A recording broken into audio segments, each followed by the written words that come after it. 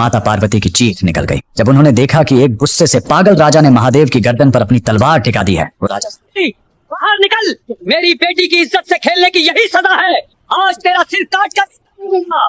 जी हाँ, एक पिता ने साक्षात शिव को मौत के घाट उतारने की कसम खा ली। आखिर क्यों एक राजकुमारी आधी रात को एक अनजान प्रेमी से मिलने जंगल जाती थी? क्यों उसने महलों का सुख छोड़कर एक पत्थर को अपना पति चुन लिया? वजह जानकर आपका कलेजा मुंह को आ जाएगा। यह कहानी है राजकुमारी चंद्रावती की। वह दुनिया की सबसे खूबसूरत राजकुमारी थी, लेकिन उसने कसम खाई थी कि वह किसी इंसान से शादी नहीं करेगी। वह रोज रात को चुपके से महल की दीवार फांदकर घने जंगलों में चली जाती थी। जब राजा को यह पता चला तो उसके पैरों तले जमीन खिसक गई। उसने सोचा, मेरी बेटी किसी साधारण इंसान के साथ मुंह काला कर रही है। राजा ने अपने सबसे खतरनाक जासूस पीछे लगा दिए। जासूसों ने खबर दी, महाराज, राजकुमारी जंगल में एक काले पत्थर के साथ घंटों समय बिताती है और उसे अपना सब कुछ मानती है।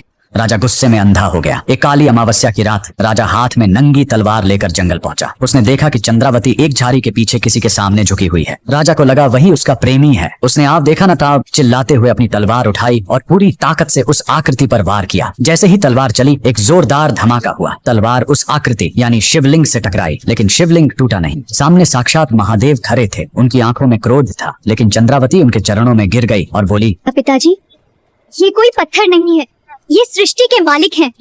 मैंने इन्हें अपना पति चुना है। राजा का अहंकार मिट्टी में मिल गया। उसे समझ आया कि उसकी बेटी कोई पाप नहीं बल्कि महाभक्ति कर रही थी। महादेव ने राजा को माफ किया और चंद्रावती को मल्लिका का नाम दिया। इसीलिए आज उस जगह को मल्लिकार्जुन कहा जाता है। वहाँ आज भी वो पर्वत मौजूद है जहाँ एक राजकुमारी ने महादेव को मजबूर कर दिया था कि वे वहीं बस जाएं। ये मंदिर इकलौता ऐसा ज्योतिर्लिंग है जहाँ शिव और शक्ति दोनों साथ विराजते हैं। भक्ति में वो ताकत है कि वो साक्षात ईश्वर को भी आपका अपना बना देती है। अगर आप भी महादेव के सच्चे भक्त हैं और उनकी इस बेटी के बलिदान का सम्मान करते हैं तो कमेंट में हर हर महादेव